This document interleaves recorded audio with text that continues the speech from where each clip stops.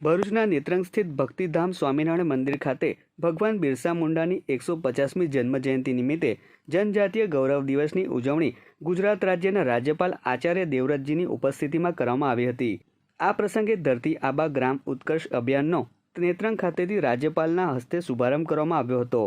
તેમજ આદિજાતિ વિભાગના યોજનાકીય લાભોનું લાભાર્થીઓને રાજ્યપાલના હસ્તે સહાય વિતરણ કરવામાં આવ્યું હતું। તો વડાપ્રધાન નરેન્દ્ર મોદીએ બિહારના જમુઈથી પ્રધાનમંત્રી જનજાતિ આદિવાસી ન્યાય મહાઅભિયાન PM જનમનના લાભાર્થીઓ સાથે સંવાદ કર્યો હતો।